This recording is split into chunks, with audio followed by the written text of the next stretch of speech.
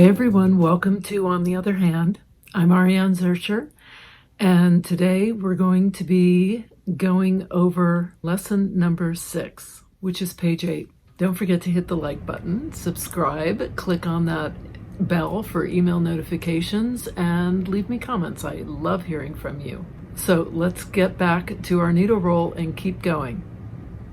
All right, I am doing my sea urchins. What you do for the Bullion drizzle is I've got my drizzle pad underneath me. I've got my needle anchored. It's a number 3 Milner's. I've got my number 8 Easy 28 threaded up on it.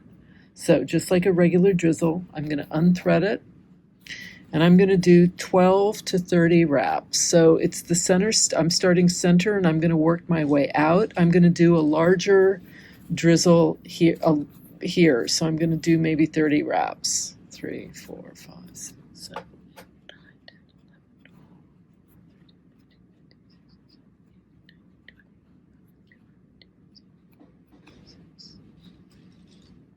12. Okay, that's 30. Now I'm going to re-thread it.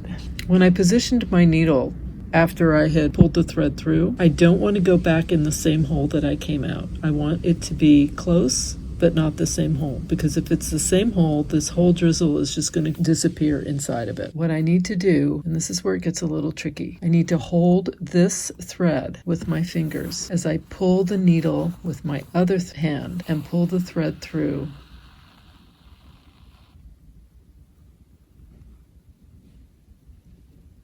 And then I want to stop before it starts to unfurl. And this is my little spiky thing.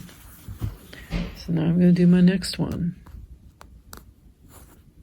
Close to it. And I'm going to do a bunch of these. So the thing about the Bullion drizzle is that it can easily come unwound. So I have to be really careful as I'm pulling it to hold the thread as it unfurls into my finger, and also to not keep pulling it down, because it will just, the wraps will just disappear. So it's kind of like that.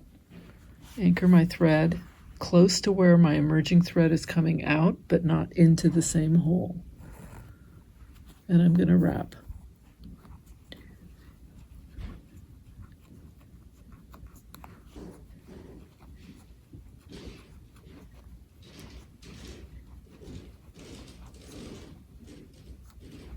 Okay, that's 28.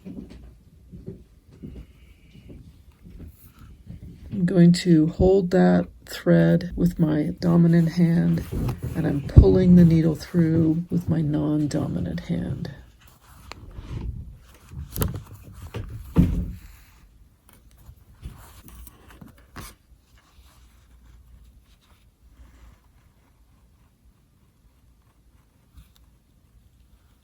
There it is. I'm going to keep doing this until I've filled this circle with little spikes for my sea urchin.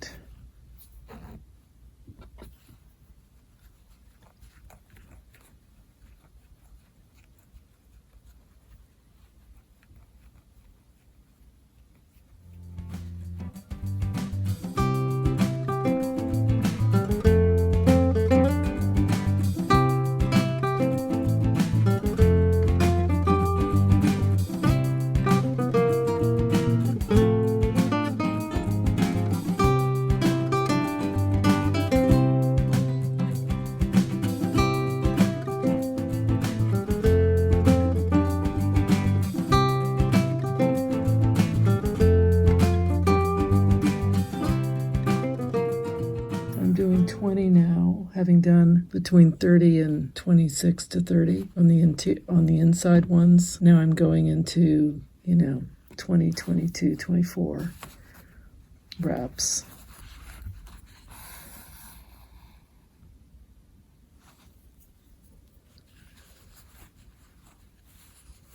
So I'm just going to keep going round and around till I fill, probably until I get about to here, And then I won't do right to the edge, I don't think.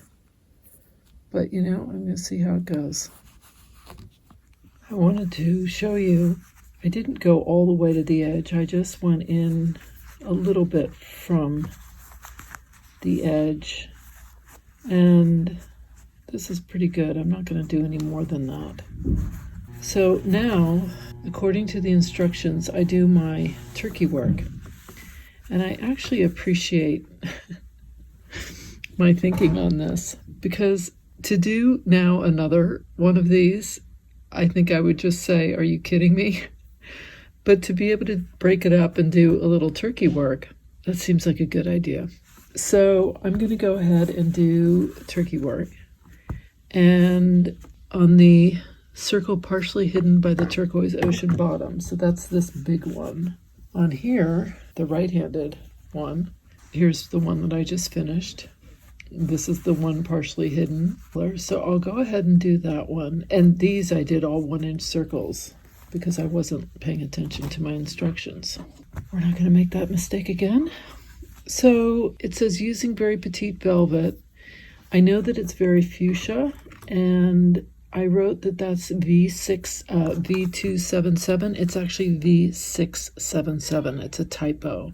I have amended it, but for those of you who've already printed out your instructions, you may see that it says 277.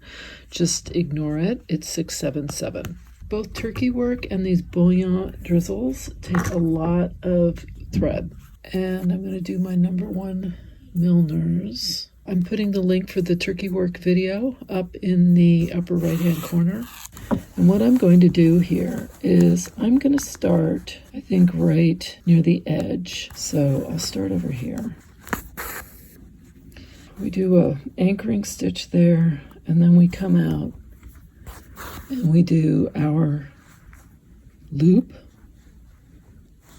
And then we're going to anchor and loop and anchor, and we just do that over and over. As I get closer to the center, I'm going to make these longer, but for right now, I'll make them sort of this height.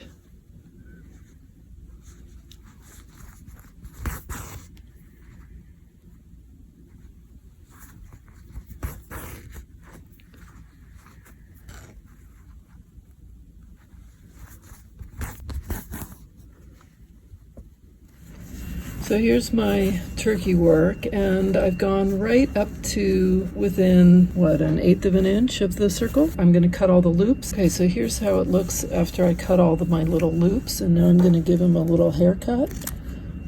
You can be pretty aggressive or not. It really depends on how much, how high you want these little spikes. I'm going to kind of round them out so that it's shorter on the sides and higher in the front, kind of thing. I might cut it down a little bit more. I don't know. I think I'm going to leave it for now, and maybe I'll cut it a little bit later. I kind of like the way it's looking. So here's my Bullion drizzle, and here's my turkey work, and this one gets a Bullion drizzle as well, using this color, slightly different color thread. And again, I'm going to start in the middle. I think that worked out nicely. I've got my little drizzle pad, my little 4-inch drizzle pad that I put underneath to anchor my needle. I want to go in close but not into the same hole. I think I'm going to keep this one to between 12 and maybe 12 and 20. I'm going to keep this little spikes a little shorter.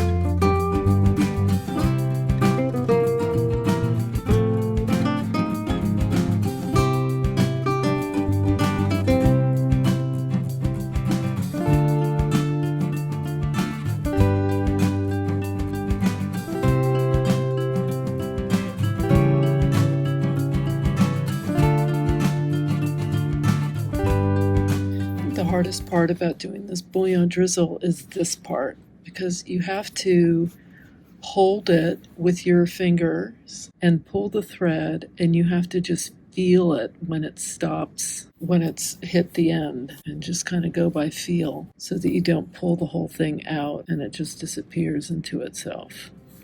Okay, so we've got the sea urchins. This one is, I did between more like 15 to 20 wraps. This is my turkey work, and this one is as much as 30 wraps, some of them to 12 wraps was the smallest amount. That puts us on page 9. We will start doing the otter. It'll be lots of fun. And after the otter, we do the wave, and then we're on to the flowers on the home stretch of the front. Thanks so much for watching. I hope you found this helpful or interesting, or I'm assuming that many of you are just getting started or just kind of thinking about pulling your fabrics together, and I'm hoping that as you watch this, it's giving you some ideas of what you can use, what you think you might do differently, just giving you a little insight as you watch this progress, how you want yours to develop. Don't forget to hit the like button, click on that subscribe button. There's a bell that comes up that'll give you email notifications. You can click on that. Leave me comments. I love hearing from you. And don't forget to check out the descriptions. That's where I'm leaving links for all the different things that I use, and all the things that are within the instruction booklet are also being put in that description section. All the links for videos will be in the upper right corner of this video. There should be a little white dot with an eye in it. You can click on that. There will be a drop-down menu showing all the different videos. I can do 5 for each video. That's all I'm able to do is 5. So I usually do max out at 5. Until next time, here's to stitching our needle roll together.